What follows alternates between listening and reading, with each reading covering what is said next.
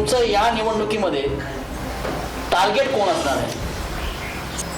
माझं टार्गेट कुणीही असणार नाही. मी कुणाकुणाचं आहे हे देखील मला माहीत नाही. आणि टार्गेटवरती मी काम करणार नाही. माझी काम करण्याची पद्धतच वेगळी आहे.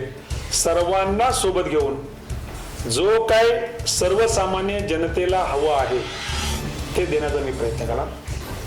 आज तुम्हाला जो मिळणारा रिस्पॉन्स आहे किंवा तुम्ही आज जे लोकांमध्ये जाताय किंवा लोकांची चर्चा करताय आणि तुम्हाला जो लोकांकडून माझ्या कुठल्या नेत्याला त्रास होऊ नये, माझ्या कुठल्या सहकारी जे आता विद्यमान सहकारी पदाधिकारी काम करतात त्यांनाही माझा कुठं त्रास होऊ नये. ग्वादरला देखील लोक कार्यकर्त्यांची प्रचंड मागणी होती. त्या संघटनेने जो मान सन्मान दिलाय त्या संघटनेमध्ये जे काय म्हणजे रोपट्याचं झाड झालं त्या झाडावरचा एक पिकलेला पान असेल मी ते पिकेल, ते पान त्याच झाडाखाली पडेल आणि त्याच मातीत मला मिसळून जाईल. तरी मी कुठल्याही पक्षात जाणार नाही. हे मी माझ्या त्यावरच होतो आणि माझा आदर्श आहे ना, माझ्या मानेवर जर कुणी सुरी ठेवली तरीही मी कधीही संघटनेची प्रतारणा करणार नाही. नक्कीच मला या संघटनेच्या मातीमध्येच मला मिसळून जायचंय हा तुमचा निर्धार होता आणि आम्हालाही माहिती आहे, म्हणजे आम्ही हे पाहिलं. पण तरीही तुम्हाला आज दुसऱ्या पक्षामध्ये जाण्याचा निर्णय घ्यावा लागला.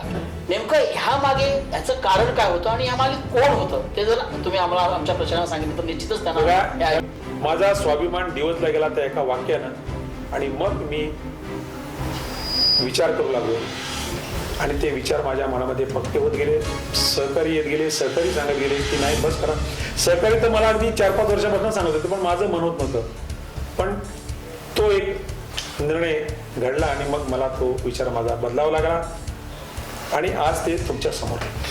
भारतीय जनता पार्टीच्या नेमका ह्या निवडणुकीमध्ये जिल्हा परिषद पंचायत समिती निवडणुकीमध्ये कोणत्या मुद्द्यावर तुम्ही ही निवडणूक लढवणार? या लोटे एमआयडीसीमध्ये अतिशय चांगल्या प्रकारचं कारखाना आणून लोकांचा जो बेरोजगारीचा प्रश्न आहे ते प्रश्न सोडवणं आणि जे काय लोट्याच्या मनात जे प्रदूषण होतंय ते प्रदूषण मुक्त करणं किंवा प्रदूषण कमी करणं या दृष्टीने आपण काम करू. पण विशेष करून सर्वसामान्य जनतेचा मान सन्मान हे माझं ध्येय आहे आणि ते जिथं जाईल तिथं मात्र त्यांचं ऐकून घेऊन त्यांना काय हवंय ते त्यांना देण्याचा मी प्रयत्न करणार.